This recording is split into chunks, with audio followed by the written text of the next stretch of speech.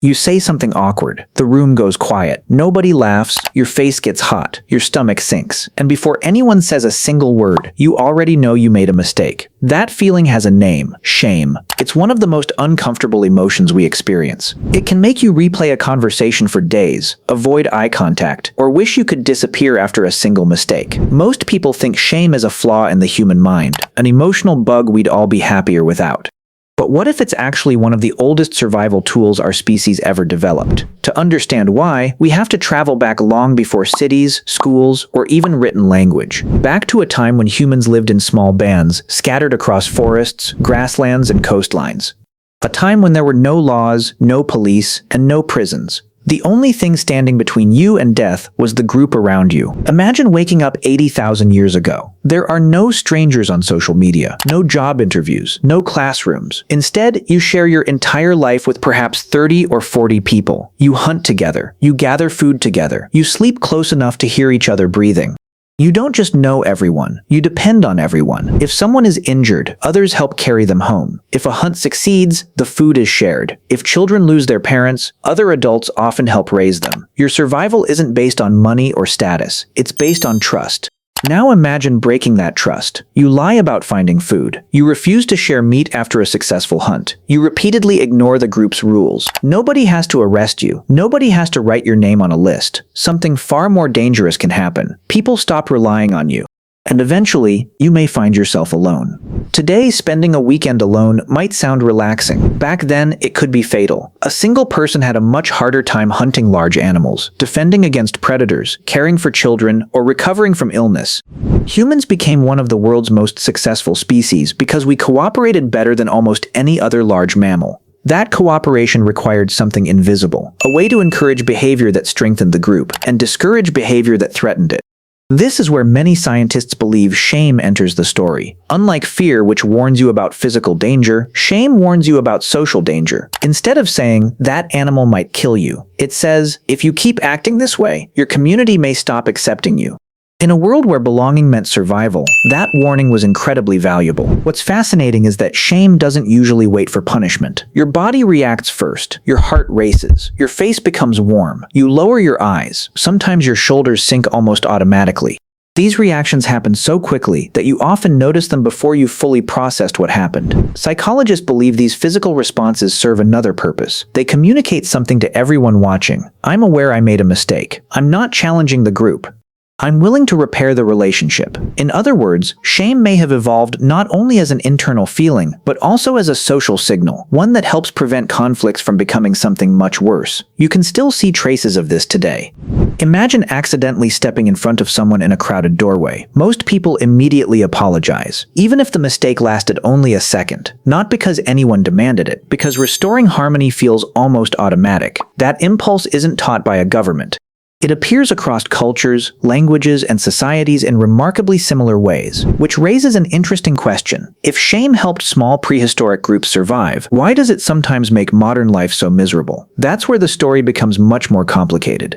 To understand why shame exists, we first have to separate it from another emotion people often confuse it with: guilt. They sound similar, but they aren't the same thing. Guilt says, "I did something wrong." Shame says, "something is wrong with me." Guilt focuses on an action.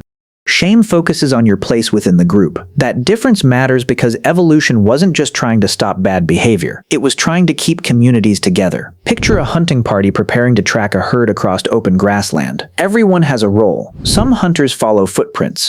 Others quietly move ahead to guide the animals. Someone watches for predators. If one person decides to ignore the plan, everyone pays the price. The hunt fails. People go hungry. Children eat less that night. In small groups, individual behavior had group-sized consequences.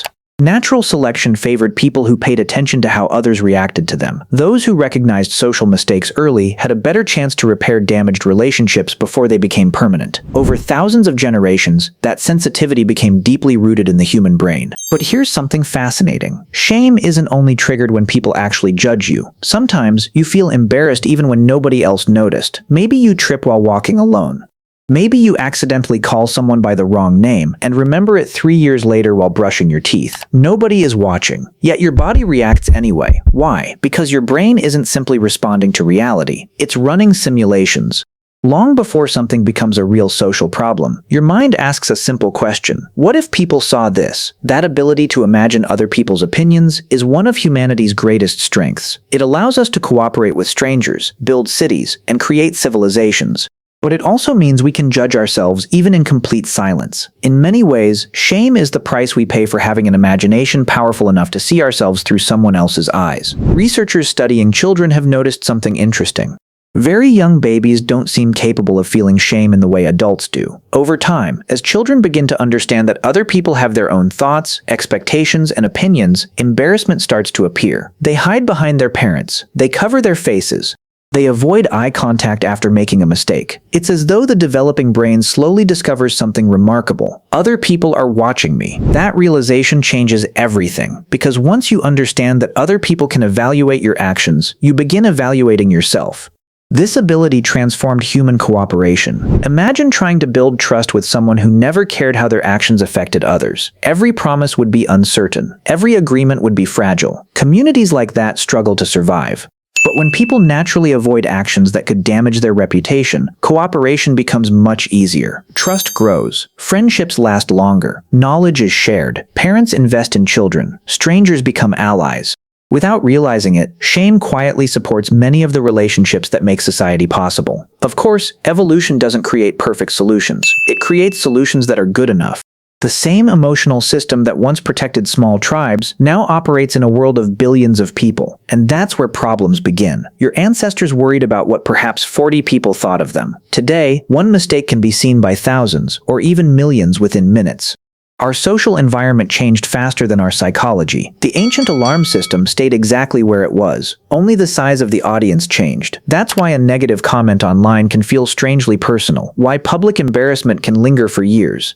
Why many people replay conversations long after everyone else has forgotten them. Your brain still treats social rejection as if belonging were a matter of life and death, because for most of human history. So, how do you know whether your shame is protecting you or holding you back? A good place to start is by asking a simple question. What is this feeling trying to protect? Sometimes, the answer is obvious. You interrupted someone. You broke a promise. You acted unfairly.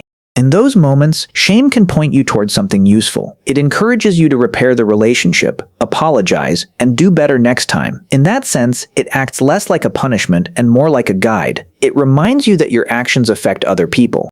But not every feeling of shame deserves to be obeyed.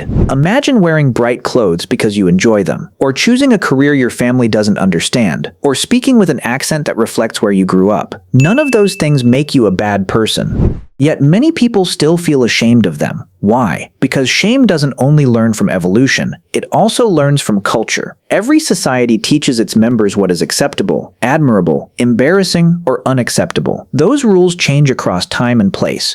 A behavior that earns respect in one culture might be completely ordinary or even discouraged in another. That means your sense of shame is shaped by two different forces. The first is ancient. The second is learned. One helped your ancestors survive in small communities. The other comes from the family, traditions, schools, and society you grew up in. The difficult part is figuring out which voice you're listening to. History gives us plenty of examples of how flexible shame can be. In some societies, showing emotion in public was considered honorable because it demonstrated sincerity. In others, emotional restraint became a sign of strength. Some cultures valued extreme modesty. Others celebrated public displays of confidence. The behaviors changed. The emotion stayed. Shame adapted to whatever each community believed kept the group together. That's one reason it remains so powerful today. It isn't tied to one specific rule. It's tied to belonging, and humans have always needed to belong. There's another reason shame feels so intense. Your brain is built to remember social mistakes. Think about an embarrassing moment from years ago. Maybe you forgot someone's name. Maybe you waved at the wrong person. Maybe you told a joke that nobody laughed at. There's a good chance you can still picture it clearly. But you probably can't remember what strangers did that same day. Your mind saves your own embarrassing moments because, from an evolutionary perspective, they contain valuable information. Don't make that mistake again. It's a learning system, an uncomfortable one, but an effective one.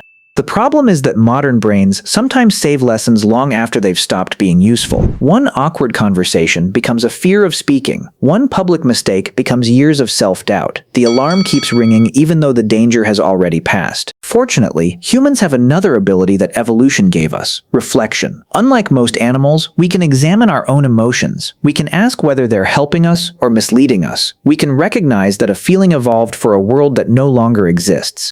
Your ancestors lived among perhaps a few dozen familiar faces. You live in a world filled with millions of strangers, online profiles, and constant comparison. Your emotional system is ancient. Your environment is not. Understanding that difference doesn't make shame disappear, but it can stop shame from controlling every decision you make. Here's the strange irony. The emotion most people wish they could erase may have helped build everything around them: communities, trust, friendships, families.